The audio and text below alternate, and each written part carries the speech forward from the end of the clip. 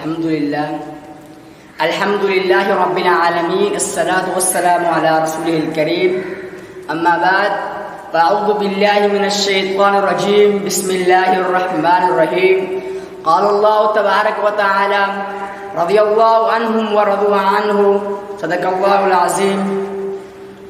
بقول شاعر محمد کے صحابہ کا وہ شان یاد آتا ہے، محمد کے صحابہ کا وہ شان یاد آتا ہے، بدل کے بھیس و گلیوں میں جانا یاد آتا ہے.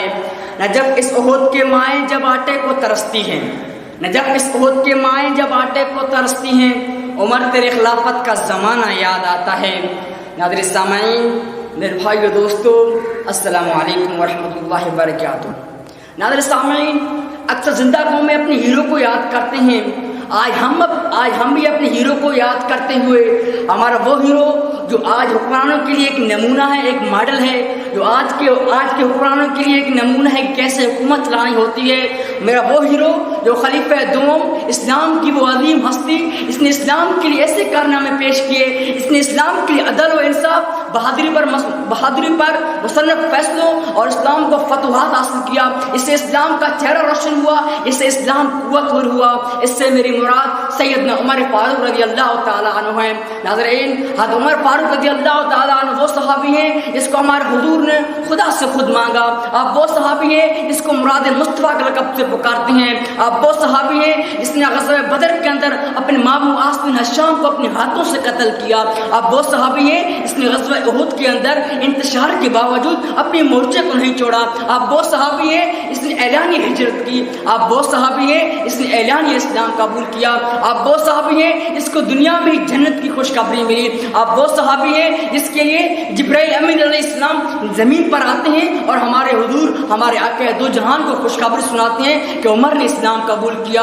آپ وہ صحابی ہیں جس کے لیے آسمانوں میں خوشی منائی گئی. میں آپ کی کیا تعریف کروں، میں آپ کے بارے میں کیا کہوں. اگر میں آپ کے بارے میں تفصیل سے بیان کروں تو مجھے کئی کتب کی ضرورت پڑے گی. ناظرین سامعین، کسی شاعر نے کیا خوب کہا کہ اگر تم حضرت عمر رضی اللہ تعالیٰ عنہ کو یاد کرتے ہو اور اگر تم حسین رضی اللہ تعالیٰ عنہ کو یاد کرتے ہو محرم کے مہینے میں، تو تم حضرت عمر رضی اللہ تعالیٰ عنہ کو کبھی مت بھولنا.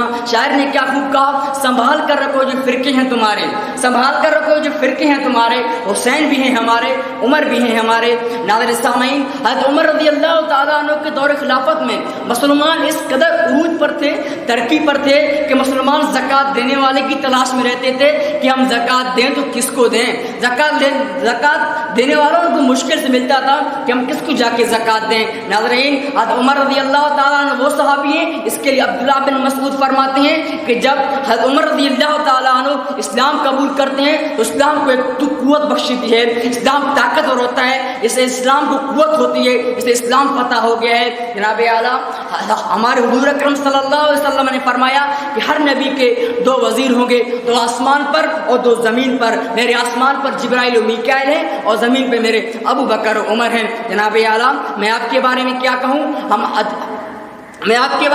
کہوں، کہ کسی نے کیا خوب کہا کہ آج کے دور حکومت میں ایک جو ظلم و بربریت کیا جا رہا ہے مسلمانوں کے اوپر، آج ہر کوئی تبصرہ کر رہا ہے کہ کاش عمر کا قانون ہوتا، کاش عمر کے دور ہوتا. آج یہ کشمیروں پر ظلم کی جا رہی ہے، آج ہر جگہ مسلمانوں کو ظلم کی جا رہی ہے. جناب اعلیٰ کیا حضرت عمر رضی اللہ تعالیٰ عنہ کی عدل و انصاف کی بات کروں تو میں کس حد تک بات کروں. آپ رات کو گشت لگایا کرتے تھے، آپ اپنی رعایا کی حفاظت کرتے تھے، کہیں میرے رعایا کو تکلیف نہ ہو، کہیں ان کو دکھ نہ ہو، اتنا احساس ہوتا تھا ایک لیڈر کو. لیکن آج کے لیڈر کو، آج کی جو موجودہ حکمرانوں کو ہم دیکھا جائے تو افسوس سے کہنا پڑتا ہے کہ کوئی کام نہیں کرتے عوام کے لیے. آج جو کشمیر کے اندر اتنا ظلم کیا جا رہا ہے، آج جو کشمیر کے اندر اتنی بربریت کی جا رہی ہے، آج بھی ہمارے مسلمان بھائی کہتے ہیں کہ وہ حکمران تھا زمانہ اب بھی کہتا ہے، وہ حکمران تھا زمانہ اب بھی کہتا ہے. حاکم ہو تو ایسا ہو، عدالت ہو تو ایسا ہو. جناب اعلیٰ آج بھی کشمیر کے اندر، آج ہمارے اس دنیا کے اندر، اس معاشرے کے اندر مسلمان بچہ بوڑھے مائیں بہنیں دعائیں کرتی ہیں، خدا کرے پھر سے وہ عمر آ جائے، پھر سے وہ دور خلافت آ جائے. تقاضا ہے پھر سے وہ شان حق پیدا ہو، تقاضا ہے پھر سے وہ شان حق پیدا ہو. عرب کے ریگزاروں سے کوئی فاروق اعظم پیدا ہو. بڑا چرچا ہے پھر سے جہاں میں کفر و باطل کا، بڑا چرچا ہے پھر سے جہاں میں کفر و باطل کا کہ کوئی فاروق اعظم اٹھے تو حق کا بول بالا ہو، وما علینا الا البلاغ المبین۔